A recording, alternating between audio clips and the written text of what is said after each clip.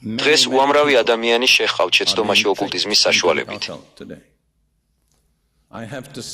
უნდა ვთქვა, რომ არსებობს ერთგვარი ჩემი ერწოდებული ქარიზმატული მკითხაობა, რომელსაც მე დიდ ეჭვით უყურებ. ზოგჯერ შეიძლება მართალი აღმოჩნდეს, ზოგჯერ კი არა.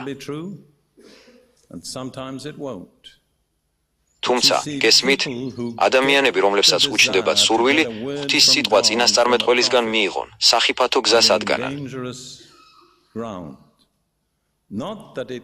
არა იმიტომ, რომ ეს შეუძლებელია მოხდეს, არამედ თავად ამ სურვილის ქონა გაყენებთ დიდი რისკების წინაშე. ახლა მინდა წარმოგიდგინოთ იმ ადამიანების სია, რომლებიც მოტყუების პირველი კანდიდატები არიან. სანამ ამ სიას გადავხედავთ, გთხოვთ, საკუთარი თავით შეამოწმოთ. ეს არ არის სრული სია, მაგრამ გარკვეულ წარმოდგენას მაინც შეგიქმნით. აი ისინიც, მოტყუების კანდიდატები, ისინი, ვინც მხოლოდ სუბიექტურ შთაბეჭდილებებს ენდობიან. როდესაც იმ ძმამ ჩემზე იწინასწარმეტყველა, იმდენად კარგად ვიგრძენი თავი, ვიცი რომ ეს ნამდვილად ღვთისგან იყო. თქვენ ეს არ იცით და ძალიან სახიფათოა იმის დაშვება, რომ იცით. კიდევ უამრავი სხვა გამოცდა არსებობს, რაც უნდა გამოიყენოთ. მეორე კატეგორია ისინი, ვინც მხოლოდ ადამიანურ ლიდერებს უყურებს. თუ ამას კონკრეტული ადამიანი ამბობს, მათ სჯერათ მისი. ეს ძალიან სახიფათოა. უშეცდომო ადამიანური ლიდერები არ არსებობენ და მათ შორის არც მე ვარ. მე არ მინდა ადამიანებს სჯეროდეთ რაღაცის მხოლოდ იმიტომ, რომ მე ვამბობ ამას. ფიქრობ, მათ ვინც მიცნობს იციან, მე ყოველთვის ვცდილობ ადამიანები წმინდა წერილისკენ მივმართო და არა ჩემი სუბიექტური შთაბეჭდილებებისკენ. მესამე კატეგორიაა ისინი, ვინც ზებუნებრივ ნიშნებს ჭეშმარიტების გარანტიად მიიჩნევს. თავად იესომ თქვა, რომ აღდგებიან ცრუ წინასწარმეტყველები და მოახდენენ დიდ ნიშნებსა და სასწაულებს, მაგრამ ისინი ცრუ წინასწარმეტყველები იქნებიან. ასე რომ, მხოლოდ ის ფაქტი, რომ რაღაც ზებუნებრივი ხდება, თავისთავად არ არის საკმარისი გარანტია იმისა, რომ ამის ჩამდენი ჭეშმარიტი წინასწარმეტყველია. შემდეგი კატეგორია ისინი, ვინც პირადი ამბიციების გამო მგრძნობიარენი არიან პირფერობის მიმართ. თქვენ ხო იცით, რა ვთქვი პირფერობაზე, ვინც თავის მოყვას ეპირფერება, ბადეს უგებს მის ფეხებს. ვინაიდან უმრავლესობა თქვენგანი მქადაგებელი არ არის, არ იცით როგორ უყვართ მქადაგებლებს, როცა მათ აფასებენ.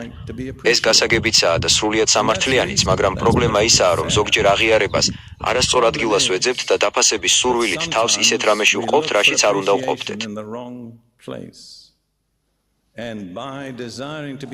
შემდეგი კატეგორია ისინი, ვისაც არ სურთ ტანჯვის ან დევნის შესაძლებლობის წინაშე დადგომა. ადრე თუ გვიან ისინი აუცილებლად მოტყუდებიან, რადგან ბიბლია ასე ნათლად გვაფრთხილებს, რომ უნდა ველოდოთ ტანჯვასა და დევნას. პეტრე თავის პირველ ეპისტოლეში ამბობს, რა კი ქრისტე ეწამა ხორცით, თქვენც აღიჭურვეთ იმავე აზრით. სხვა სიტყვებით რომ ვთქვათ, მზად იყავით ტანჯვისთვის. ჩემი კომენტარი ამაზე ის არის, რომ დღეს ღვთის ხალხის დიდი ნაწილი ბრძოლის ველზე უიარაღოთ იგზავნება. მათ ვერ დაინახეს ის ფაქტი, რომ ტანჯვა ხდება. ეს ქრისტიანული ცხოვრების ნაწილია. ეს არის ჩვენთან ღმერთის ურთიერთობის გზის ნაწილი.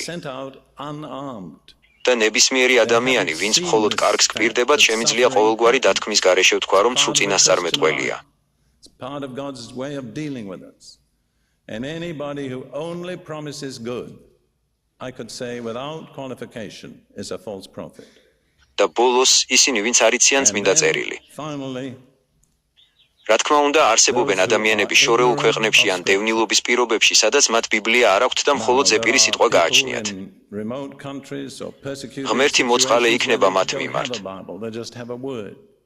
მაგრამ თქვენ და მე, ვისთვისაც მთელი ბიბლია ადვილად ხელმისაწვდომია, თუ არ შევისწავლით ჩვენს ბიბლიას, მოტყუების კანდიდატები ვართ.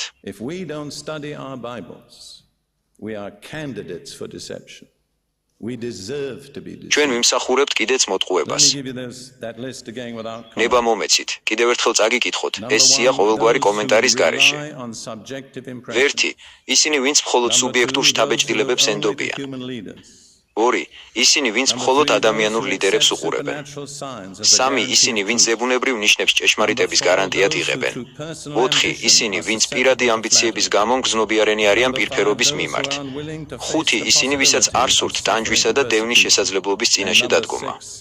6. ისინი, ვინც არ იციან წმინდა წერილი.